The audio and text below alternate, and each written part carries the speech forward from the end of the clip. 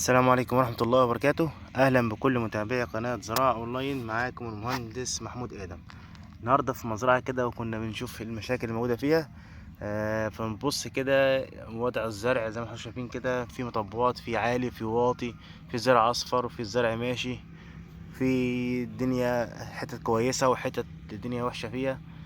فقلنا نفحر على الجدر عشان نشوف فيه المشكلة في ايه يعني. فلقينا زي ما حضراتكم شايفين كده، احنا فحرنا على الجذور، ادي نبات اصفر زي كده. فحرنا على الجدر عشان نشوف المشكلة فين. لقينا المشكلة في النماتودة. الزرع فيه نماتودة زي ما حضراتكم شايفين كده اهو.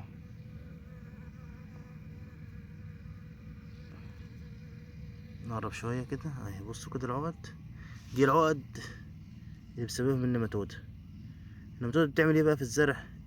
بتخنق الزرع، ما تخليش الزرع ياخد اي سماد ولا اي حاجة، فتلاقي الزرع عندك اصفر ومتهدل كده وورقه تعبان، وبعد كده تجيب معاك اعفان جذور زي ما حضراتكم شايفين دلوقتي كده. دي شجرة احنا قلعناها اهي، جايبه معانا عفان جذور اهيت، ما عادش فيها جذور اصلا، الجذور كلها اتحرقت وحصل لها تعفن وباظت خالص. فطبيعي ان النبات عندك مفيش فيه اي نموات ولا فيه اي تزهير ولا فيه اي مرحله من مراحل النمو بتاع النبات.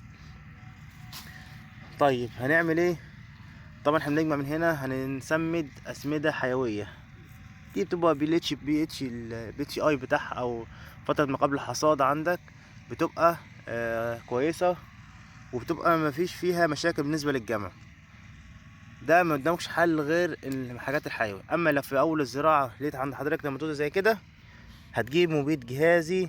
هما في مادتين، اشهر مادتين هو الاوكزاميل 24% والمفينوموفاس 40%. دول اهم مادتين بيجيبوا معاك في النماتوده. بتسمد مره بعد مثلا 4 ايام من الزراعه و5 ايام من الزراعه، وبعدها ب21 يوم بالظبط بتسمد التسميده التانية. وكده كده بتكون قضيت على النماتوده في بدايه عمر الزرع، وبيبقى الزرع مفيش مشاكل فيه. ده كده كان فيديو سريع عن المشكله او اهم مشكله اللي واجهناها النهارده. لو عجب حضرتك الفيديو طبعا ما تنساش تعملها لايك، ولو في اي استفسار او تعليق ممكن تسيبولنا في التعليقات اسفل الفيديو. والسلام عليكم ورحمه الله وبركاته.